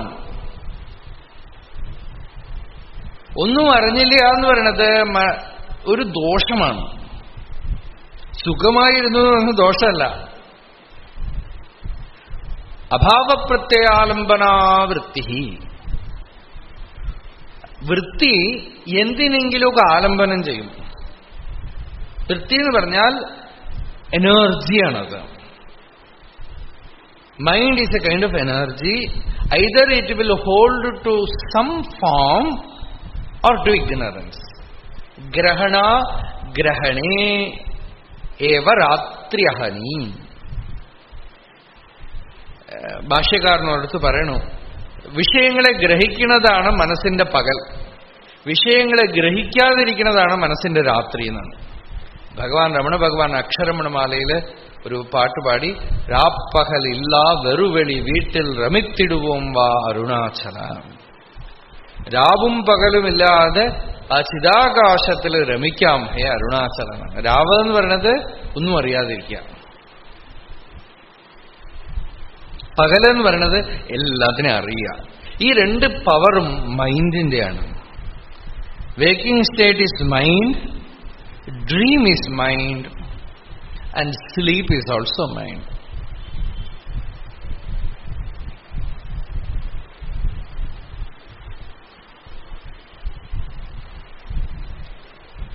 ഉറങ്ങുക, അല്ലെങ്കിൽ പകുതി ഉണർന്നിരിക്കുക, അല്ലെങ്കിൽ നല്ലവണ്ണം ഉണർന്നിരിക്കുക. ഈ മനസ്സ് 3 പ്ലെയിനിൽ പ്രവർത്തിക്കുന്നു. അതിനെ നമ്മൾ കാരണം, സൂക്ഷ്മം, സ്ഥൂലം എന്ന് പറയുന്നു. സ്ഥൂലമാവുമ്പോൾ പ്രപഞ്ചം തോന്നുന്നു, സൂക്ഷ്മമാവുമ്പോൾ സ്വപ്നം കാണുന്നു, കാരണത്തിലാവുമ്പോൾ ഉറങ്ങുന്നു. ഈ 3 മൈൻഡാണ്. മനസ്സ് ഒന്നിൽ ഇങ്ങനെ കാണും, പ്രത്യക്ഷം, അല്ലെങ്കിൽ ഉള്ളില് വിപര്യം, വികൽപ്പം. സ്വപ്നമൊക്കെ അതിന് ഉദാഹരണമാണ്. വിപര്യം, മിഥ്യാജ്ഞാനം, വികൽപ്പം ഒക്കെ സ്വപ്നത്തിലുണ്ട്. ഇത് രണ്ടും ഇല്ലെങ്കിലോ നിദ്ര, ഉറങ്ങും. നിദ്ര എന്താ? അഭാവപ്രത്യയാലംബനാവൃത്തി നിദ്ര. ഒന്നും അറിയണില്ല, ഇങ്ങനെ വേദാന്തമൊക്കെ കേൾക്കുമ്പോൾ ഒന്നും മനസ്സിലാവണമെങ്കിൽ അത് നിദ്രയാണ്. ആ അറിവിനെ ഉണ്ടാവാൻ അനുവദിക്കാതെ മറച്ചു പിടിക്കണ ഒരു പവറിനെയാണ് നമ്മൾ നിദ്ര എന്ന് പറയുന്നത്, തമസ്.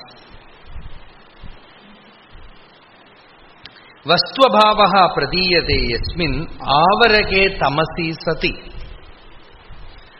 തമഃ അഭാവപ്രത്യയ. അതായത് എത്ര കണ്ട് ഗുരു ഉപദേശിച്ചാലും ഇയാളുടെ ഉള്ളിൽ ആ വസ്തു ഉള്ളപടി പ്രകാശിക്കണില്ല. ഒരു ബ്ലാങ്കറ്റ് ഇട്ട് മറച്ചിരിക്കുകയാണ്. ആ ബ്ലാങ്കറ്റ് ആവരകം എന്നാണ് പറയുന്നത്. ആവരകം സദാശിവബ്രഹ്മേന്ദ്ര സ്വാമികൾ ഉപയോഗിക്കുന്ന വാക്ക് ആവരകം എന്നാണ്. എന്നുവെച്ചാൽ ഗുരുപദേശം പുറത്ത് ഉപദേശിച്ചുകൊണ്ടേ ഇരിക്കുന്നു, ഉള്ളിൽ തോന്നുന്നില്ല. എന്തേ? ഒരു ആവരണം ഒരു ദിവസം പെട്ടെന്ന് കിട്ടി. ഇത്ര കാലം കിട്ടാത്തത് എങ്ങനെ കിട്ടി? ആ ആവരണം അങ്ങോട്ട് ലിഫ്റ്റായി. ആ ആവരണം നിരാവരണ ദൃഷ്ടിയായിട്ട് തീർന്നു. ആ ആവരണത്തിനെയാണ് നിദ്ര എന്നുള്ള ദോഷമായിട്ട് പറഞ്ഞത്, ഉറക്കം.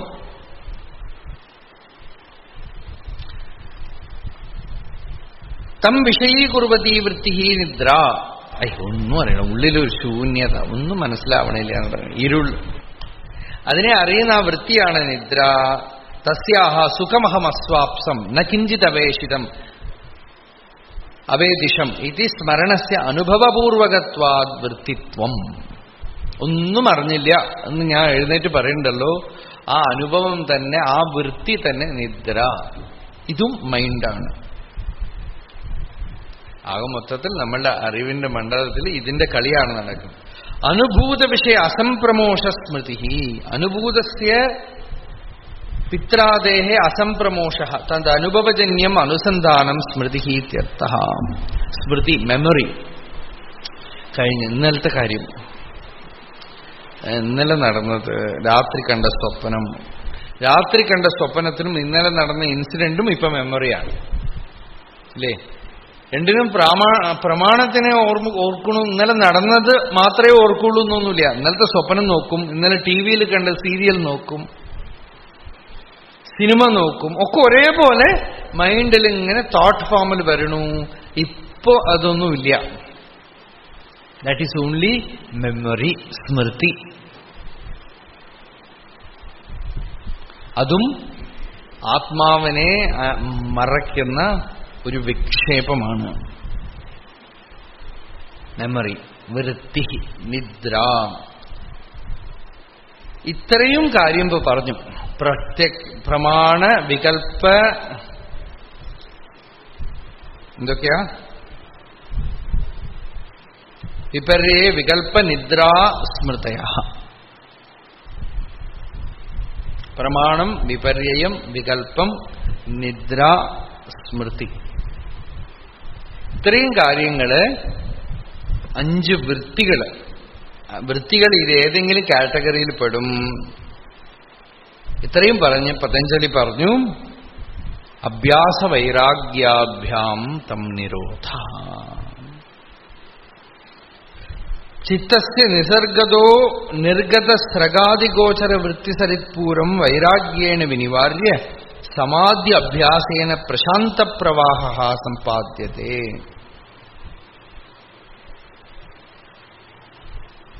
അതഃ തദുഭയനിബന്ധനോ നിരോധ.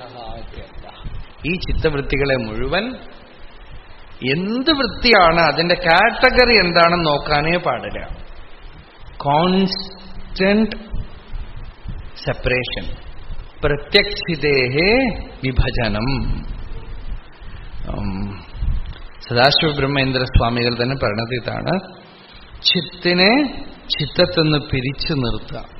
അതാണ് ഹംസം പാലും വെള്ളവും കൂടെ കലക്കി വെച്ചാൽ പാലിനെ സെപ്പറേറ്റ് ചെയ്യണ പോലെ ഉള്ളിൽ ചിത്തമും ചിത്തും കൂടെ മിക്സ് ആയിട്ട് കിടക്കണം. യു സെപ്പറേറ്റ് ദ ചിത്ത് ഫ്രം ചിത്തം. ചിത്തം എന്താണ്? ചിത്തം തോട്ട്സിന്റെ രൂപത്തിൽ മാത്രമായിരിക്കില്ല വരിക. ഇപ്പോ വിപര്യം, വികൽപ്പം, സ്മൃതി നമുക്കറിയാം, നിദ്ര നമുക്കറിയില്ല. നിദ്ര വരുമ്പോഴും ഭഗവാൻ മഹർഷിയുടെ അടുത്ത് ചോദിക്കുന്നുണ്ട്, ഉള്ളിലൊരു ശൂന്യം പോലെ ഇരിക്കണു, ധ്യാനിക്കാനിരിക്കുമ്പോ ഒരു ശൂന്യം പോലെ തോന്നുന്നു. അപ്പൊ ഭഗവാൻ അപ്പോഴും പറയണ ഉത്തരം, ഈ ഞാൻ എന്നുള്ളതിന്റെ പിടി വിട്ടുപോയാലാണ് ഈ ശൂന്യതാ പ്രതീതിയൊക്കെ വരുന്നത്. ഈ അഹം എന്നുള്ള സ്ഫൂർത്തിയിലുള്ള ഗ്രഹണം വിട്ടുപോകുമ്പോ ശൂന്യതയോ മെമ്മറിയോ എന്തെങ്കിലും ഫോമിൽ തോട്ട് വരും. നമ്മൾ വിചാരിക്കുന്ന തോട്ട് മാത്രമാണെന്നാണ്. ചിത്തവൃത്തി വിചാരങ്ങളുടെ രൂപത്തിൽ മാത്രമാണ്, ശൂന്യതയുടെ രൂപത്തിൽ വരില്ല എന്നാണ്. ശൂന്യതയും ചിത്തമാണ്. ചിത്തം ഇല്ലെങ്കിൽ അവിടെ ഭഗവാനേ ഉണ്ടാവുള്ളൂ. ഓർത്തോളം, ചിത്തവൃത്തി നിരോധം എന്ന് പറഞ്ഞാൽ ഒരു വൃത്തിയും മനസ്സിലൊന്നും വരണില്ല. ശരി, പിന്നെ അവിടെ എന്തുണ്ട്? അവിടെ ആ ശിവം പൂർണ്ണത്വം പ്രകാശിക്കുന്നുണ്ടോ? ഇല്ലെങ്കിൽ അത് നിദ്രയാണ്. കണ്ണടച്ചിരുന്നു ഒന്നും അറിഞ്ഞില്ല, അത് ഉറക്കം. ഞാൻ ഉറങ്ങിയിട്ടൊന്നുമില്ല. നിങ്ങൾ ഉറങ്ങിയിട്ടില്ലെങ്കിലും അത് ഉറക്കം തന്നെ.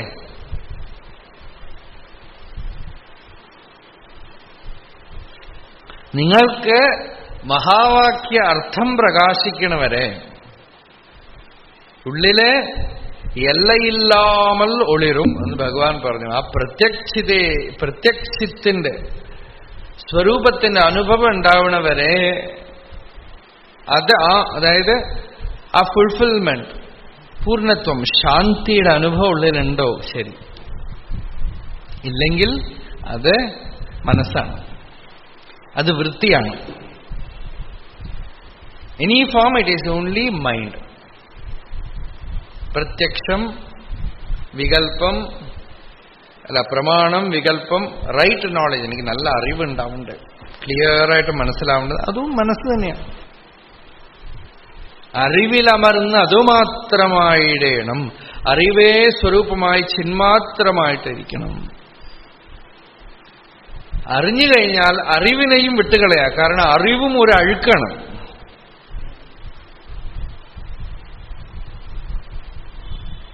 അറിവ് ഒരു ചളിയാ. അത് ചളിയെന്ന് വെച്ചാൽ ഒരു വൃത്തിയാണല്ലോ.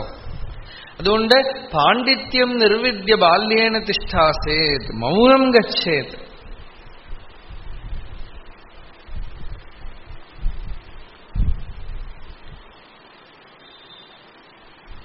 അറിവിലുമേറി അറിഞ്ഞിടുന്നവൻ തൻ ഉരുവിലുമൊത്തു പുറത്തുമുജ്വലിക്കും കരുവിനു കണ്ണുകളഞ്ചുമുള്ളടക്കി തെരുതെരെ വീണു വണങ്ങി.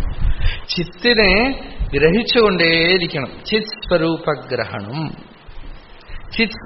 ചിത്വദർശനം, തത്വദർശനം. രാജയോഗം എന്ന് പറയുന്നത് മൈൻഡ് ഓറിയന്റഡ് അല്ല. ആളുകൾക്കൊരു ധാരണയുണ്ട് അത് മൈൻഡ് ഓറിയന്റഡ് ആണെന്ന്. മൈൻഡ് കുറച്ച്, ഇപ്പൊ നമ്മൾ ഉറങ്ങണമെങ്കിൽ വാതിലടയ്ക്കണില്ലേ, അതുപോലെയാണത്. റൂമൊക്കെ അടച്ച്, വാതിലൊക്കെ അടച്ചതുകൊണ്ട് ഉറക്കാവില്ലല്ലോ. അപ്പൊ മനസ്സിനെ അങ്ങോട്ട് മാറ്റി നിർത്തുകയാണ്, ഡിസ്റ്റർബൻസ് ഇല്ലാതാക്കാണ്. ചിത്തം ഇരിക്കുന്നതാണ് യോഗം. തന്റെ യഥാർത്ഥ സ്വരൂപത്തില് ഇരിക്കുമ്പോ അവിടെ അറിവ്, അജ്ഞാനം രണ്ടിന്റെയും ബാധയില്ല, വൃത്തികളുടെ ബാധയില്ല. അവിടെ ഇരിക്കുമ്പോ ഈ വൃത്തികൾ ഈ പറഞ്ഞ രീതിയിൽ പ്രത്യക്ഷ, പ്രമാണം, സ്മൃതി ഒക്കെ വരും, സർഫസിലുണ്ടാവും. പക്ഷെ സെന്ററില് നിങ്ങള് യോഗയുക്തനാണ്. അതിന് എന്താ വേണ്ടത്? നിരോധം ചെയ്ത് ആ ഹൃദയസ്ഥാനത്തിന് കണ്ടെത്തണം. നിരോധം എങ്ങനെ ചെയ്യും? എല്ലാ വൃത്തികളും വരട്ടെ, എന്ത് വൃത്തി വന്നാലും വൃത്തിയുടെ പുറകെ പോകാതെ ഈ വൃത്തി ആർക്ക് വരണു എന്ന് നോക്കാം.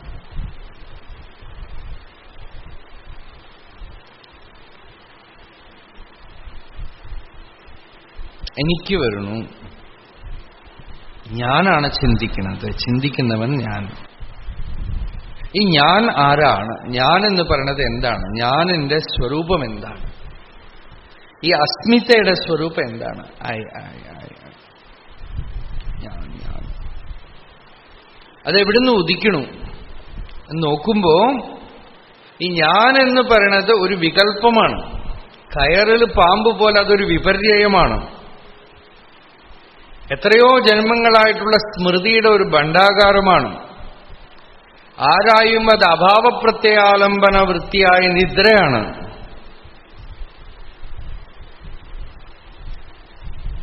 അത് പ്രമാണമല്ല, പ്രാമാണികമല്ല.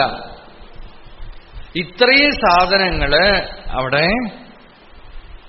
കയറില് പാമ്പ് കാണുമ്പോൾ ലൈറ്റ് അടിച്ച് നോക്കിയാൽ അത് മറഞ്ഞുപോയി, കയറ് മാത്രം നിൽക്കണ പോലെ മറഞ്ഞു പോകും. പിന്നെ അവിടെ എന്തുണ്ട്? അവിടെ ഈ പുരുഷന് വിവേകഖ്യാതി ഉണ്ടാവണു, ചിത് സ്വരൂപ ഗ്രഹണം ഉണ്ടാവണു, തന്റെ സ്വരൂപ പ്രകാശം ഉണ്ടാവണു. അതിന് വഴി അഭ്യാസ വൈരാഗ്യാഭ്യാം നിരോധ. പതഞ്ജലി പറഞ്ഞു, വീണ്ടും വീണ്ടും വീണ്ടും ഹൃദയത്തിലേക്ക് പോയിക്കൊണ്ടേയിരിക്കുക. അത് അഭ്യാസം. പുറമേക്കുള്ളതൊക്കെ അടിച്ചു തളിച്ച് തള്ളിക്കളയുന്നതുണ്ടല്ലോ വൈരാഗ്യം. ഭഗവാൻ സിമ്പിളായിട്ട് ചില കാര്യം പറഞ്ഞു. മറ്റുള്ളവരുടെ കാര്യത്തിൽ പ്രവേശിക്കാതിരിക്കുക, തനിക്ക് വേണ്ടാത്ത കാര്യത്തിൽ തലയിടാതിരിക്കുക, ഇതൊക്കെ വൈരാഗ്യം. ഇന്നലെ പറഞ്ഞ രീതിയിൽ ആവശ്യമില്ലാത്ത കാര്യം അറിയാതിരിക്കുന്നത് വൈരാഗ്യം.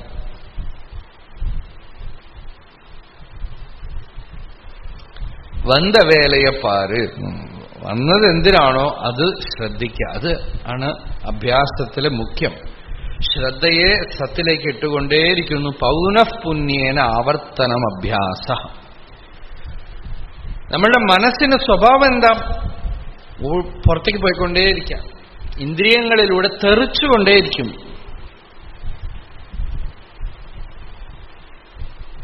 പൊരിയിളകി ഭുവനം സ്ഫുരിക്കയാലേ.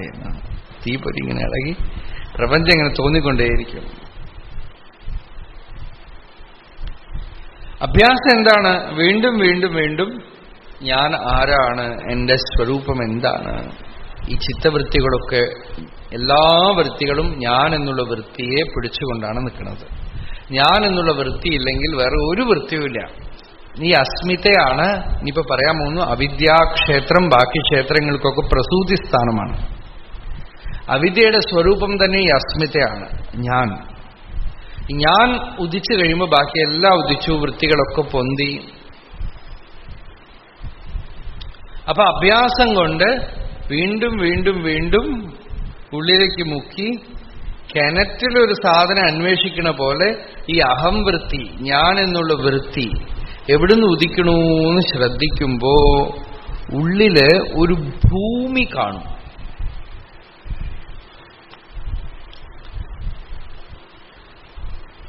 ഭൂമികാലാഭം എന്നാണ് ഇതൊക്കെ പതഞ്ജലി പറഞ്ഞത്. അതായത് ഈ വെള്ളത്തിൽ നിൽക്കുമ്പോ ഒരു സ്റ്റാൻഡ് കിട്ടാതെ ഉള്ളിൽ ഇങ്ങനെ പോവും, മുങ്ങിപ്പോവില്ലേ? അതുപോലെ ഉള്ളിൽ ഈ ഭൂമികാലബ്ധി ഇല്ലാതെ യോഗി വിഷമിക്കുന്നതിനെയാണ് അലബ്ധ ഭൂമികാത്വം എന്നൊരു ദോഷമായിട്ട് പറയണത്. അലബ്ധ ഭൂമികാത്വം. നമ്മളിപ്പോ അതിനൊന്നും പോവാൻ സമയം ഉണ്ടാവില്ല നമുക്ക്. ഏകദേശം അവിടെ തൊട്ട് ഞാൻ പറയണു, അത്രേ ഉള്ളൂ. അതായത് you don't get grounded somewhere, stabilised somewhere. ഇപ്പൊ ഉള്ളില് ഈ ഹൃദയസ്ഥാനത്തിനെ കണ്ടുപിടിക്കുകയാണ്.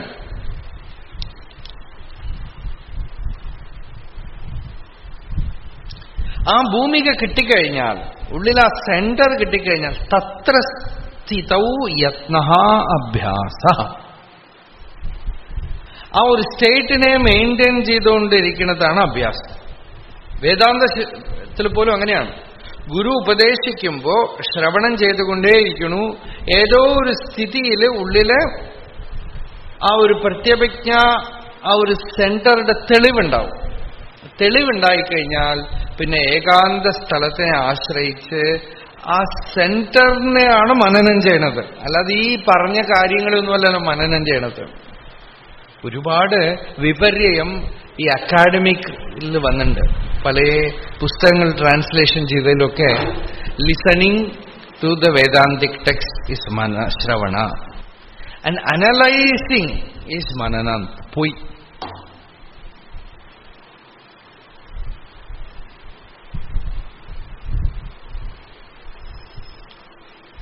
ഇതുകൊണ്ടാണ് പറയണത് ട്രാൻസ്ലേഷൻ, പുസ്തകം എഴുതലൊന്നും വേണ്ട.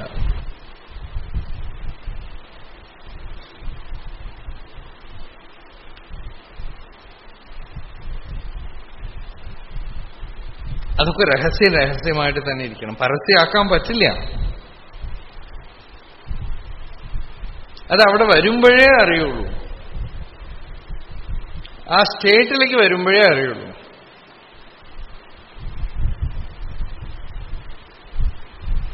അതെന്താന്നോ ആ സ്റ്റേറ്റിൽ വരാത്തൊരാളെ മനസ്സിലാക്കിപ്പിച്ചു കൊടുക്കുക ഒരു വലിയ കരുണയാണെന്നാണ് വിചാരിക്കുന്നത്. അത് മനസ്സിലാക്കിപ്പിച്ചു കൊടുക്കാൻ പറ്റില്ല. എങ്ങനെ മനസ്സിലാക്കിപ്പിച്ചു കൊടുക്കും?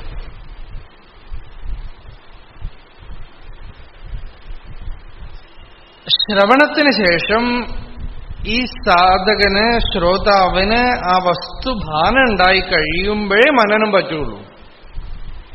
ആ ഉള്ളിലത് പ്രകാശിച്ചു കഴിയുമ്പോ ആ ഒരു ഭൂമി ഇയാൾക്കറിയാം. തത്ര സ്ഥിതൗ യത്നഃ അഭ്യാസഃ.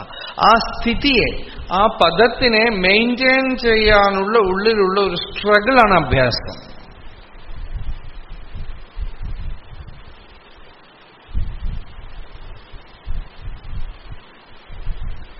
ഇതാണ് ദീക്ഷ എന്ന് പറയുന്നത്. ഇതാണ് ഗുരു ദീക്ഷ കൊടുത്തു എന്ന് വെച്ചാൽ എന്താ ദീക്ഷ എന്ന് വെച്ചാൽ ഗുരു ഒരു സ്റ്റേറ്റിനെയാണ് കൊടുക്കുന്നത്. Something which you can inwardly hold.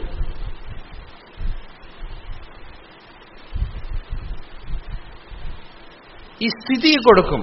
ആ സ്ഥിതിയിൽ യത്നം ചെയ്യാം. ആ സ്ഥിതിയെ പിടിച്ചുകൊണ്ടാണ് അഭ്യാസം ചെയ്യുന്നത്. വീണ്ടും വീണ്ടും വീണ്ടും വീണ്ടും ആ സ്ഥിതിയിൽ നിൽക്കുകയാണ്. തത്ര സ്ഥിതൗ യത്നഃ അഭ്യാസഃ.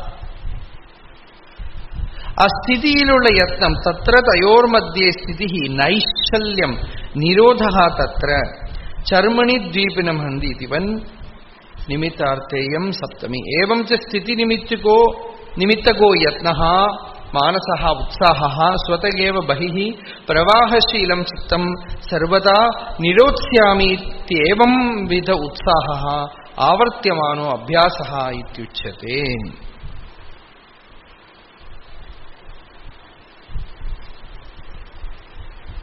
ആ സ്ഥിതിയില് പൗനഃപുണ്യേന ആവർത്തനം, വീണ്ടും വീണ്ടും നിശ്ചലതയിലേക്ക് ചിത്തത്തിനെ കൊണ്ടുവരാ, ഹൃദയത്തിലേക്ക് കൊണ്ടുവരാ. അപ്പൊ അത് എത്ര കാലം പിടിക്കും? അങ്ങനെ അഭ്യാസം എത്ര കാലം ചെയ്യണം? സതു ദീർഘകാല നൈരന്തര്യ സത്കാരാസേവിതോ ദൃഢഭൂമി.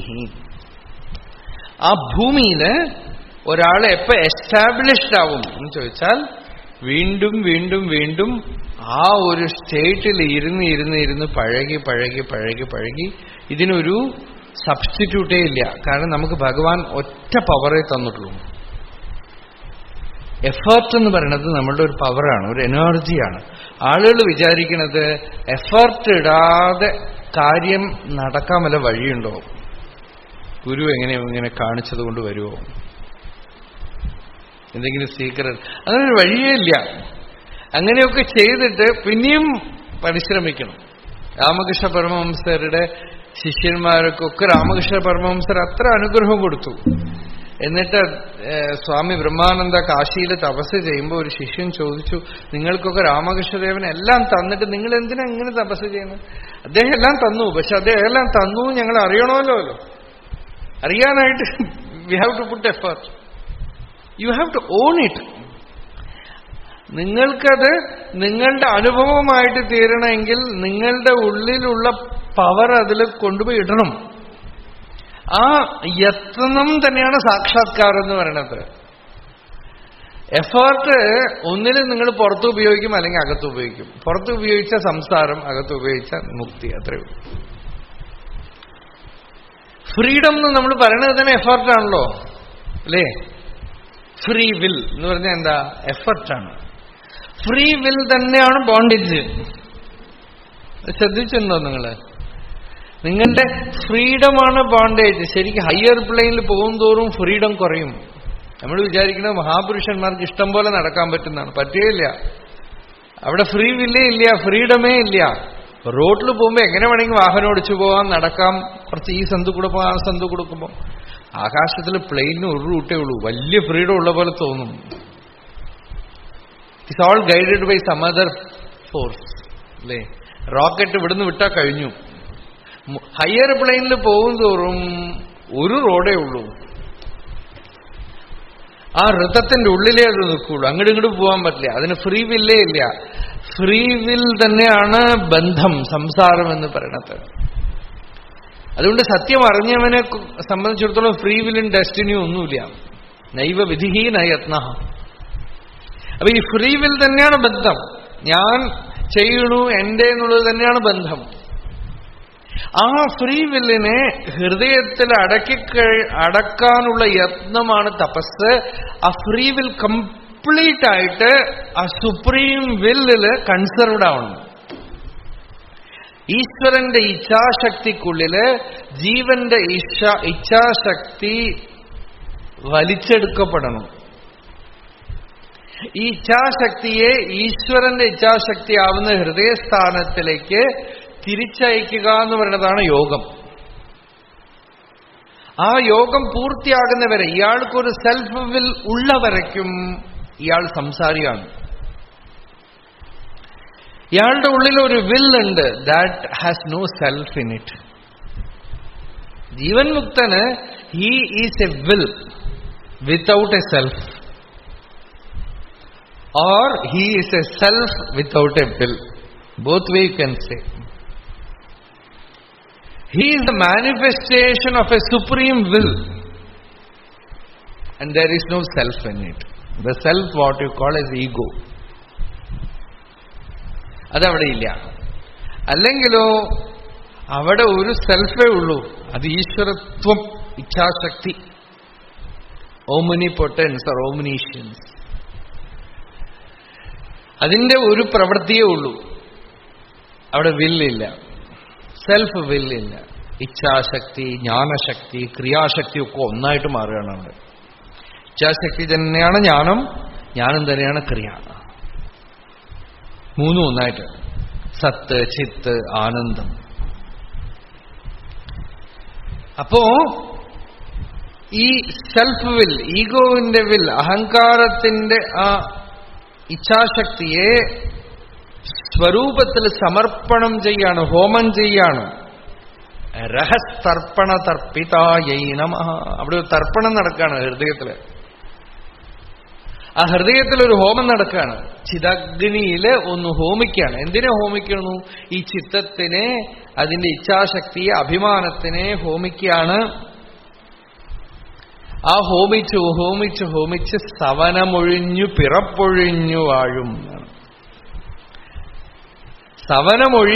സവനം എപ്പോ അവസാനിക്കും? ദീർഘകാല നൈരന്തര്യ സത്കാരാസേവിതോ ദൃഢഭൂമി. ദീർഘകാലം നിരന്തരം ഈ അഭിമാനിക്കുക എന്നുള്ളൊരു വൃത്തി ഉണ്ടല്ലോ, എത്രയോ ജന്മങ്ങളായിട്ട് പഴകിയിട്ടുള്ള ഈ വൃത്തിയെ, to stay a separate I, that has become an habit.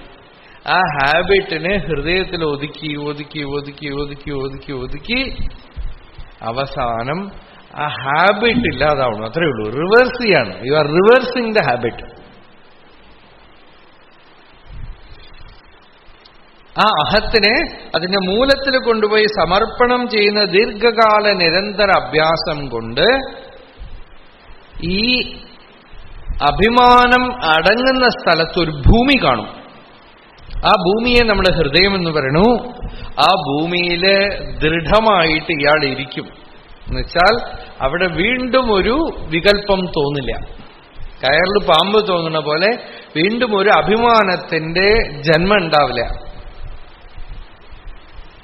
അവിടെ ദൃഢഭൂമി, അവിടെ ദൃഢപ്രതിഷ്ഠിതനായിട്ട് ഇവന് സമാധി എന്ന് പറയണത് സ്വാഭാവികമായിട്ട് തീരുന്നു, ഇയാളുടെ പ്രകൃതിയായിട്ട് തീരുന്നു.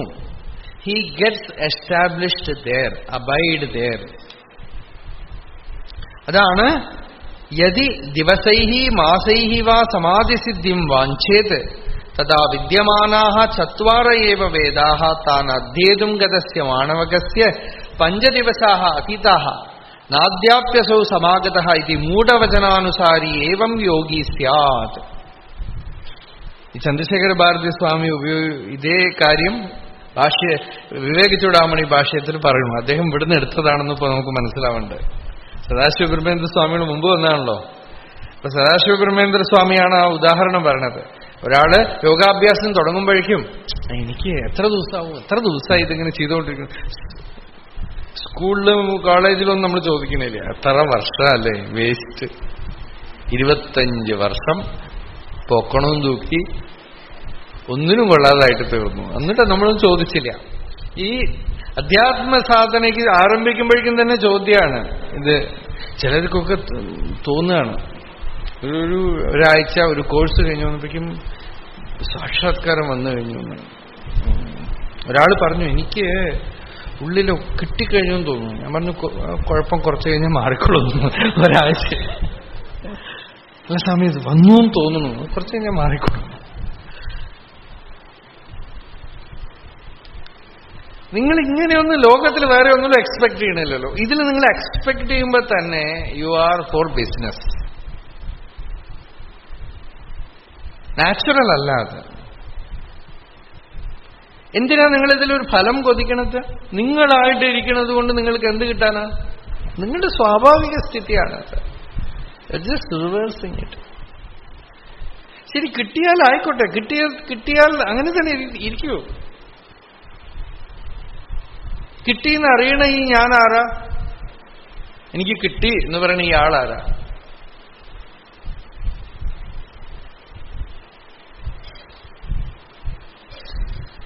അതിന് ഉദാഹരണം പറഞ്ഞതാണ്. വേദം പഠിക്കാൻ പോയി ഒരു കുട്ടി തമിഴ്നാട്ടിൽ നിന്ന് കാശിയിലേക്ക് പോയപ്പോ അമ്മ പറയാ, അമ്മയ്ക്ക് കുട്ടിയോട് വല്ലാത്ത അറ്റാച്ച്മെന്റ്. കുട്ടി പോയിട്ട് പറയാം, ആകെപ്പാടെ ഉള്ളത് 4 വേദം, ഇവൻ പോയിട്ട് 5 ദിവസമായി, ഇവൻ ഇനി എന്താ വരാത്തെന്ന് ചോദിക്കാത്ര അമ്മ. നടന്നാണ് പോയിരിക്കണത് കാശിയിലേക്ക്. 4 വേദമുണ്ട്, അത് പഠിക്കാൻ പോയിട്ട് 5 ദിവസമായി. ചുരുക്കത്തിൽ നമുക്ക് ഒരു നമ്മളുടെ ഉള്ളിൽ ഒരു ഭൂമിയുണ്ട്. ആ ഭൂമിയിൽ അഹമില്ല,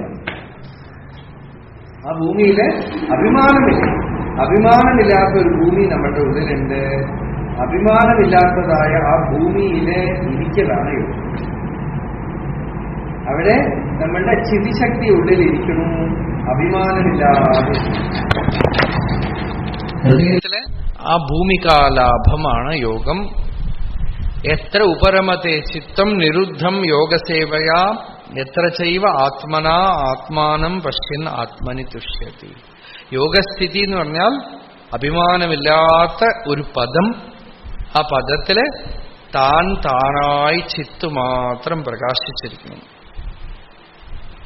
അത് ധ്യാനം കൊണ്ട് ആത്മവിചാരം കൊണ്ട് നേടിയെടുക്കേണ്ടതാണ്. ചിത്തവൃത്തി നിരോധം കൊണ്ട് നേടിയെടുക്കേണ്ടതാണ്.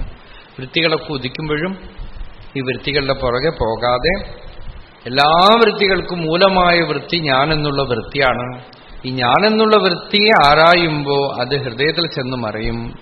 അവിടെ ചിത്ത് മാത്രം, ഈ ചിതിശക്തി മാത്രം അറിയപ്പെടും. ചിതിശക്തി തന്നെ ഉള്ളില് താനായി സ്ഫുരിച്ചു നിൽക്കും. ആ ചിതിശക്തി സ്വാഭാവികമായ സ്വരൂപേ അവസ്ഥാനം തന്നില് ഹൃദയസ്ഥാനത്തിൽ, ഹൃദയഭൂമിയില് ആ സെന്ററിൽ ഇരിക്കും. ആ സെന്ററിൽ ഇരിക്കുന്നതാണ് യോഗം എന്ന് പറയുന്നത്. അത് ഒരു ക്ഷണനേരത്തേക്ക് ഇരുന്നാൽ തന്നെ യു നോ ദ സ്പോട്ട്. ആ സ്പോട്ടിൽ പിന്നെ തത്ര സ്ഥിതൗ യത്നഃ അഭ്യാസഃ. ആ ഭൂമിയിലെ വീണ്ടും വീണ്ടും വീണ്ടും ശ്രദ്ധിച്ചതിലിരിക്കലാണ് അഭ്യാസം. അതിന് വിപരീതമായിട്ടുള്ള എല്ലാത്തിനെയും ഉപേക്ഷിക്കലാണ് വൈരാഗ്യം. അതല്ലാതെ ഇനി എനിക്ക് വേറൊരു പണിയില്ല എന്ന് തീരുമാനിക്കുന്നതാണ് തത്പരായണത്വം. തദ്ബുദ്ധയഃ തദാത്മാനഃ തന്നിഷ്ഠാഃ തത്പരായണാഃ ഗച്ഛന്തി അപുനരാവൃത്തിം ജ്ഞാനനിർധൂതകൽമഷാഃ. ഭഗവാൻ പറഞ്ഞു, അവിടെ തന്നെ ഇരിക്കണു. അത് തന്നെ ജീവിതത്തിൽ ഇനി ചെയ്യാനുള്ള പണിയും തീരുമാനിക്കണു. കാരണം എത്രയോ ജന്മങ്ങളായി നമ്മൾ കാണാത്ത ഒരു സെന്ററിനെയാണ് ഈ യോഗത്തിൽ കാണുന്നത്. ആ സെന്റർ കണ്ടു കഴിയുമ്പോ ആ സെന്ററിന്റെ വിശേഷം എന്താന്ന് വെച്ചാൽ അവിടെ ദുഃഖത്തിന് പ്രവേശമേ ഇല്ല. തത്രാപി ദഹ്രം ഗഗനം വിശോകസ്തസ്മിൻ യദന്ത തദുപാസിതവ്യം. അവിടെ ഒരു ദഹരം കാണുന്നു. വിശോക, ശോകത്തിന്റെ സമ്പർക്കമില്ലാത്ത ഒരു ദഹരാകാശം. ആ ദഹരാകാശത്തില് ഇരുന്ന് പഴകുകയാണ്. ഒന്നും ഓർത്തുള്ള ആ പഴകലിന് വേറൊരു സബ്സ്റ്റിറ്റ്യൂട്ട് ഇല്ല. ആ പഴകലാണ് തപസ്. അത് ചെയ്യാതെ ഇതുവരെ ആരും ഒന്നും നേടിയിട്ടില്ല. അതൊക്കെ നിങ്ങൾക്ക് വെറുതെ പോയറ്റിക്കലായിട്ട് നമ്മൾ പറയും, ഒരാളങ്ങനെ കണ്ടു കിട്ടിയെന്നൊക്കെ. അങ്ങനെ ഒരു വഴിയില്ല. കിട്ടിക്കഴിഞ്ഞാലും ചിലരുടെ സാമർത്ഥ്യം എന്താന്ന് വെച്ചാൽ ചിലപ്പോൾ ഗുരുമുഖത്തൊന്നും ഒരു വാക്ക് കേട്ട് കഴിയുമ്പോൾ തന്നെ ആ ഭൂമികാലാപം ഉണ്ടായി തുരുതുരെ അവിടെ ഇരുന്ന് കളയും.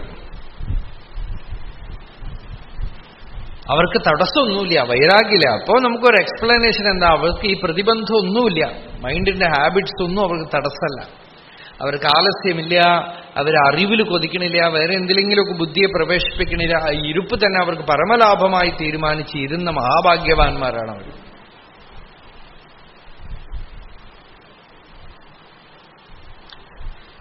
ആ പ്രതിബന്ധമില്ലാതെ, ആ പ്രതിബന്ധത്തിനെയാണ് നമ്മൾ വാസന എന്ന് പറയുന്നത്. നല്ല വാസന, ചീത്ത വാസന ഒക്കെ ഉണ്ടാവും.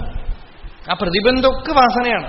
നാരായണ ഗുരുദേവൻ തന്നെ പറയണു, ഇനി കുറച്ച് കഴിഞ്ഞിട്ടിരിക്കാന്ന്. അദ്ദേഹം സുബ്രഹ്മണ്യ സ്തോത്രത്തിൽ പറഞ്ഞു, ഇനി ലോകത്തിൽ കുറച്ച് പ്രവർത്തിക്കട്ടെ. സ്പഷ്ടം നിലാവങ്ങു നീങ്ങി ദിനകരൻ ഉദയം ചെയ്തു ചന്ദ്രൻ മറഞ്ഞു, തട്ടിത്തട്ടിപ്പെരുക്കി പെരുവെളിയതിലാക്കുവാൻ പിന്നെയാട്ടെ എന്നാണ്. അതൊരു പ്രതിബന്ധമാണ്. കഷ്ടം ദീനം പിടിച്ചോ മതിരയത് കുടിച്ചോ കിടക്കുന്ന ലോകർക്കുത്തിഷ്ടോത്തിഷ്ട ശീഘ്രം, നദിയിൽ മുഴുകുവാൻ കാലമായി വന്നതിപ്പോൾ. പലർക്കും യോഗികളുടെ ഉള്ളിലും കാണാം നല്ലതോ ചീത്തയോ ആയിട്ടുള്ള പ്രതിബന്ധം ഉണ്ടാവും. അതിൽ തന്നെ ഇരിക്കാൻ എന്താ പ്രതിബന്ധം? അറിഞ്ഞു കഴിഞ്ഞ യോഗിക്ക് ഇപ്പൊ വലിയ പ്രതിബന്ധമൊന്നുമില്ല, ജ്ഞാനിക്ക്. എങ്കിലും അവരുടെ ഉള്ളിലൊരു ഫോഴ്സ് പുറപ്പെടുന്നു. ആ ഫോഴ്സ് ഇപ്പൊ വിവേകാനന്ദ സ്വാമിയുടെ അടുത്ത് തന്നെ രാമകൃഷ്ണദേവൻ പറയേണ്ട മറ്റു ശിഷ്യന്മാരോടൊക്കെ പറഞ്ഞു വെച്ചു, അവന്റെ ഉള്ളിൽ മഹാമായ തന്നെ ഒരു ചെറിയ അജ്ഞാനത്തിന്റെ ആവരകെട്ട് വെച്ചിരിക്കുകയാണ്. അതുണ്ടെങ്കിലേ അവളുടെ പ്രവൃത്തി നടക്കുകയുള്ളൂ. അത് കഴിഞ്ഞു കഴിഞ്ഞാൽ ആവരണം അവൾ എടുക്കും. അത് ഈശ്വരനായിട്ട് വെച്ചിരിക്കുന്ന ആവരകം. അതുപോലെയാണ് മഹാപുരുഷന്മാരിലും കുറച്ചൊരു മറ വെച്ചിരിക്കുകയാണ്. അവരെ ആ സമാധിയിൽ നിരന്തരം ഇരുത്താതെ പ്രവൃത്തിയെ എടുപ്പിക്കുകയാണ്, ചില കാര്യങ്ങൾ നടത്താൻ വേണ്ടിയിട്ടൊക്കെ. അല്ലെങ്കിൽ അവർക്ക് തോന്നുന്നു സത്യമാണെന്ന് തോന്നുന്നില്ലല്ലോ, ഈ പ്രവൃത്തി എടുപ്പിക്കാൻ വേണ്ടി ചിലതൊക്കെ ചെയ്യിപ്പിക്കുകയാണ്.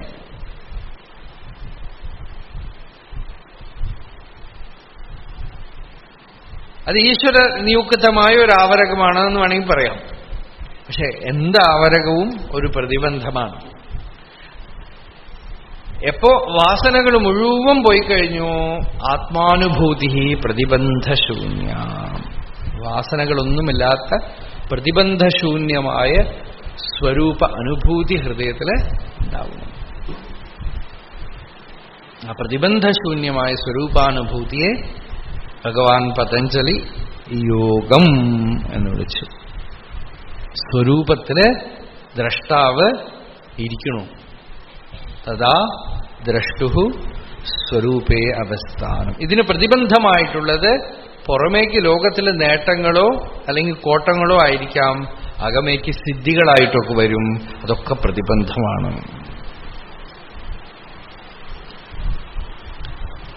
നമ്മൾ നാളെ കാണാം. അരുണാചല ശിവ അരുണാചല ശിവ അരുണാചല ശിവ അരുണാചല അരുണാചല ശിവ അരുണാചല ശിവ അരുണാചല ശിവ അരുണാചല.